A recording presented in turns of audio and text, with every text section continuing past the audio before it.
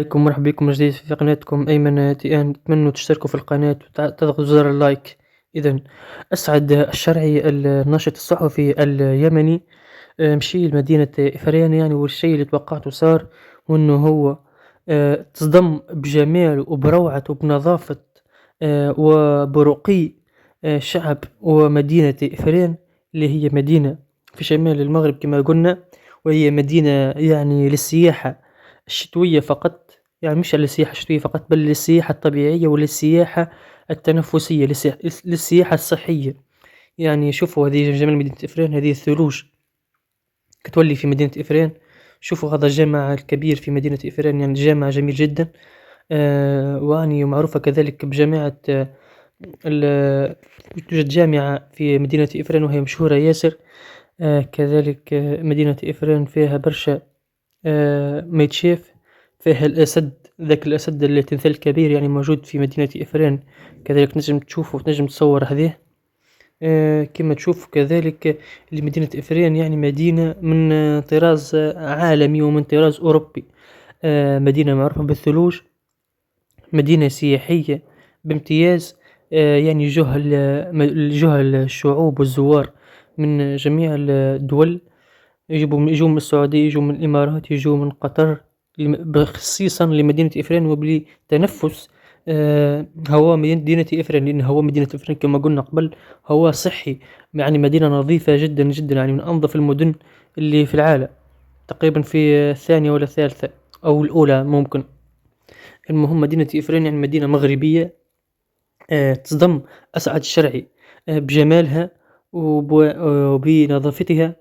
كذلك أسعد الشرعي عبر عن رغبته اللي هذه مدينة طبيعية جدا، يعني لم يرها من قبل.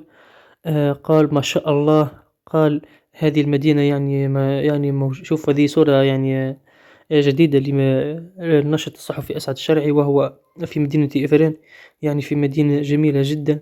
وقال اللي هو يعني يحب يزورها كذلك في الشتاء، لما لا يزورها في وقت الثلوج، خاطر غاديك يعني في الوقت هذاك تكون مدينة إفران مدينة آه، ثلجية، مدينة تكتسي باللون الأبيض.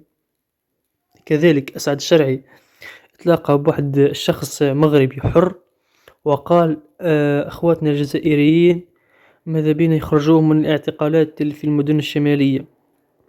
في المدن الشمالية نقصدو كما نقولوا نحنا في التبونيين والأشخاص اللي معتقلين في تندوف وما أدراك من تندوف، اللي هي شوف هذا هو الشخص اللي تلاقى معاه أسعد الشرعي، وعبر كذلك أسعد الشرعي على امتنانه لهذا الشخص، تصدم فيه ياسر وقال له هذا هو المغربي الحر، هذا هو الأخ الحقيقي للشعب المغربي.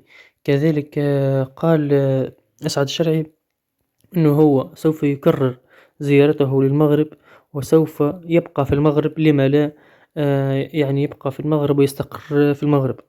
هذا الشخص يعني هو تلاقى هو بيه، هذا مغربي حر، يعني تلاقى مع أسعد الشرعي وقال له نحن راه أخواتنا الجزائريين وماذا بينا يخرجوهم من الاعتقالات السياسية اللي تبون، يعني تبون قاعد يعتقل في الناس، في الأحرار اللي يحبوا يكونوا خوا مع المغرب. هذا هو حسب كلامه، وقال اللهم انصر الشعب الجزائري على تبون وأمثاله اللي دمروا البلاد واللي دمروا المغرب العربي. كذلك حبيت نقول اللي أسعد الشرعي يعني شخص مش عادي، شخص يحب المغرب، شخص هذه شوف هذه يعني أجواء جميلة جدا، أجواء عائلية، أجواء يعني وكأنه أسعد الشرعي في بيته.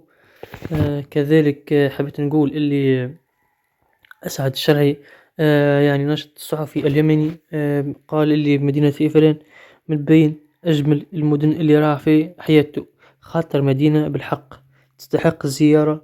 وإن شاء الله يا ربي لما لا نحن نزور مدينة إفران، لأنها فعلا تستحق الزيارة.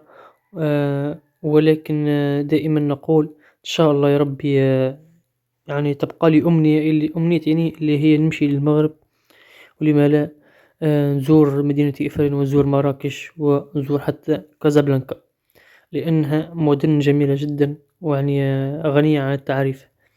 كذلك حبيت نقول اللي يعني الشعب المغربي ولا مدينة إفرين وساكنة مدينة إفرين استقبلوا كالعادة استقبل أخونا إسعاد الشرعي استقبال حار باستقبال جميل جدا، استقبال يليق بصحفي كبير وبنشط صحفي كبير يحب المغرب ويعشق المغرب، اللي هو الناشط اليمني أسعد الشرعي.